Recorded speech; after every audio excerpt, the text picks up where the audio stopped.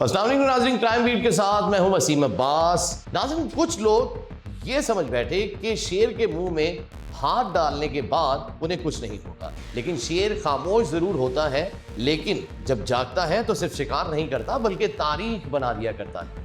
یہ کہانی اس شیر کی ہے جس کا نام محمد اسلم خان تھا اور جسے دنیا آج چودھری اسلم کے نام سے جانتی ہے۔ ناظرین، چودھری اسلم 1963 میں ہزارہ ڈویژن کے ضلع مانسرا میں پیدا ہوئے۔ ایک متوسط مگر باوقار خاندان جہاں محنت اور نظم و ضبط کو اہمیت دی جاتی تھی۔ بعد میں ان کا خاندان کراچی منتقل ہوا۔ اس شہر نے ان کی شخصیت پر گہرا اثر ڈالا۔ کراچی اس زمانے میں پرآشوب ہوا کرتا تھا۔ نوجوان اسلم خان جلد سمجھ گیا تھا کہ یہاں زندہ رہنے کے لیے مضبوط ہونا پڑے گا۔ 1984 میں محض 21 برس کی عمر میں انہوں نے سندھ پولیس میں بطور اسسٹنٹ سب انسپیکٹر شمولیت اختیار کی۔ یہ وہ دور تھا جب کراچی میں لسانی فسادات، اسلحے کی بھرمار اور سیاسی کشمکش عام ہوا کرتی تھی۔ پولیس نہ صرف وسائل کی کمی کا شکار تھی بلکہ سیاسی دباؤ میں بھی جکڑی ہوئی تھی، اور ایسے ماحول میں ایک نوجوان افسر کے لیے قانون کی کتاب سے زیادہ سڑک کی حقیقت کو جاننا انتہائی اہم تھا۔ ابتدائی دنوں میں چودھری اسلم ایک عام پولیس افسر کی طرح اپنے کام پر جایا کرتے تھے۔ نہ کوئی خاص شہرت تھی، نہ کوئی غیر معمولی پہچان۔ گلبہار تھانے میں بطور SHO پہلی تعینات تھی اور ان کی زندگی کا یہاں سے ہی رخ بدل جاتا۔ یہاں سے ان کے عملی کریئر کا اصل آغاز ہوتا ہے۔ ایک آپریشن شروع ہوتا ہے جو بظاہر کچے کے ڈاکوں کے خلاف تھا، لیکن وقت کے ساتھ وہ شہری علاقوں تک پھیل گیا اور رخ MQM کی طرف بڑھنے لگا۔ گلبہار سیکٹر اس آپریشن کا مرکز بنتا گیا۔ یہیں سے چودھری اسلم نے اپنی پہچان بنانا شروع کی۔ چھاپے، گرفتاریاں، سخت تفتیش اور فوری فیصلے۔ ان کا انداز نرم نہیں تھا مگر مؤثر ضرور تھا۔ جرائم پیشہ عناصر کے لیے وہ ایک خوفناک نام بنتے جا رہے تھے۔ شہر میں پہلی بار ایک SHO کا نام زبان زدے خاص و عام ہوا۔ 1992 آیا اور کراچی میں MQM کے خلاف باقاعدہ ایک بڑا آپریشن شروع ہوا۔ کئی افسران کے نام سامنے آئے مگر جس نام نے سب سے زیادہ شہرت پائی وہ چودھری اسلم کا تھا۔ اس دور میں ایک جملہ عام ہو گیا کہ اگر کسی کو چھاپے کے دوران چودھری اسلم نے اٹھا لیا تو وہ زندہ واپس نہیں آئے گا۔ یہ جملہ خواہ مبالغہ ہو یا پھر حقیقت، مگر اس نے ان کی دہشت کو حقیقت ضرور بنا دیا تھا۔ ایک واقعہ اس دہشت کی علامت بنا۔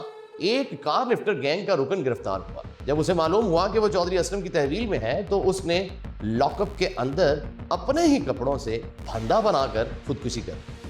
جو آپریشن آگے بڑھتا گیا، چودھری اسلم کا اثر و رسوخ بھی بڑھتا گیا۔ چونکہ یہ آپریشن MQM کے خلاف تھا، اس لیے دیگر سیاسی جماعتیں ان کے قریب آنے سے بھی ڈرتی تھی۔ یہاں یہ حقیقت بھی سامنے آئی کہ کراچی میں پولیس محض قانون نافذ کرنے والا ادارہ نہیں رہی بلکہ سیاسی شطرنج کا ایک مہرہ بن چکی تھی۔ کبھی ایک جماعت فائدہ اٹھاتی تو کبھی دوسری، اور پولیس افسران اس کھیل کا حصہ بنتے چلے ہی گئے۔ 1996 آیا اور MQM کے خلاف آپریشن ختم ہوا تو چودھری اسلم جانتے تھے کہ اس کا رد عمل ضرور آئے گا، وہ شدید ہوگا، اس لیے انہوں نے وقت کے ساتھ MQM سے تعلقات بہتر بنانا شروع کر دیے۔ اب جنرل پرویز مشرف کا دور آیا اور MQM کا اقتدار دوبارہ سے واپس آیا اور وزارت داخلہ متحدہ کے پاس آ گئی۔ چودھری اسلم کو وہ مقام حاصل ہوا جو عام حالات میں بہت کم افسران کو نصیب ہوتا ہے۔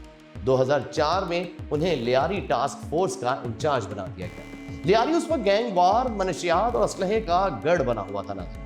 یہاں ریاست کی رٹ قائم کرنا کسی کھلی جنگ سے کم نہ تھا۔ چودھری اسلم بے رحمانہ مگر منظم آپریشن کیا کرتے تھے۔ کئی خطرناک ملزمان ہلاک ہوئے، کئی گرفتار ہوئے اور بڑی مقدار میں اسلحہ بھی برآمد ہوا۔ وقتی طور پر شہر نے سکھ کا سانس لیا مگر دشمنوں کی فہرست لمبی ہوتی چلی گئی۔ 2006 آیا اور ایک ایسا واقعہ پیش آیا جس نے ان کے کریئر کو جھنجھوڑ کر رکھ دیا۔ انتہائی مطلوب ڈاکو معشوق بروہی کی جگہ رسول بخش بروہی کو جعلی مقابلے میں مار گرایا۔ اس کیس میں چودھری اسلم خود بھی گرفتار ہوئے اور جیل بھی بھیجے گئے۔ یہ پہلا موقع تھا جب ایسا لگا کہ شاید ان کا باب اب ختم ہو جائے گا، مگر کچھ عرصے بعد وہ رہا ہوئے اور دوبارہ پولیس میں واپس آ گئے۔ لیکن جیل سے واپسی کے بعد ان کے انداز میں انتہائی سختی دیکھنے کو ملی۔ اسٹیل ٹاؤن میں لیاری گینگ کے مرکزی کردار عبد الرحمان اور ڈکیت کو 3 ساتھیوں سمیت ہلاک کر دیا گیا۔ شہر میں ایک بار پھر ان کے نام کی گونج سنائی دینے لگی۔ مگر اس مقابلے پر بھی سوالات اٹھے. کہا گیا کہ عبد الرحمان کو کہیں اور مارا گیا تھا اور لاش بعد میں پوائنٹ پر رکھ دی گئی. اس دوران کراچی میں طالبانائزیشن کی بحث زور پڑنے لگی تھی. تحریک طالبان پاکستان اور اس سے جڑے نیٹ ورکس کے خلاف کارروائیوں کا ٹاسک چودھری اسلم اور ان کی ٹیم کو دے دیا گیا. انہوں نے بھرپور کارروائیاں کی اور یہی کارروائیاں ان کے لیے سب سے بڑا خطرہ کب بن گئی یہ کسی کو معلوم نہ تھا. 2011 آیا اور ان کے گھر پر بارود سے بھری گاڑی سے حملہ ہوا.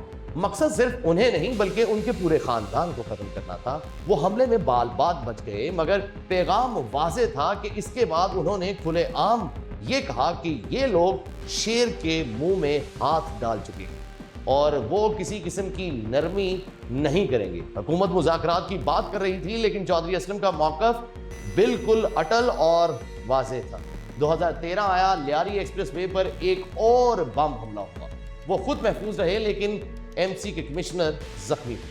واضح ہو چکا تھا کہ دشمن آخری وار کی تیاری کر چکا ہے. اور پھر 9 جنوری 2014 کا وہ دن آیا کہ جس کی طرف یہ کہانی آہستہ آہستہ بڑھتی آ رہی تھی. ڈرائیور کامران کے دل میں عجیب بے چینی ہونے لگی تھی. وہ یہ جانتا تھا کہ کیا ہونے والا.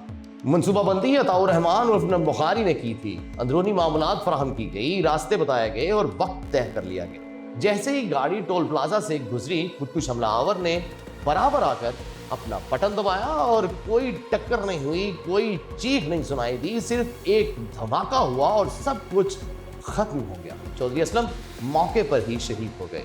ان کی موت پر کچھ لوگوں نے سجدہ شکر ادا کیا اور کچھ لوگ روئے. آج یہ سوال زندہ ہے کہ کیا وہ ہیرو تھے یا پھر ولن. شاید حقیقت یہ ہے کہ وہ اس نظام کی پیداوار تھے جہاں قانون اور طاقت کے درمیان لکیر بہت دھندلی ہوا کرتی. چودھری اسلم اپنے ساتھ بہت سے راز لے کر قبر میں اتر گئے. ان کی کہانی کراچی کی تاریخ کا وہ باب ہے جسے نہ مکمل طور پر سراہا جا سکتا ہے اور نہ ہی مکمل طور پر رد کیا جا سکتا.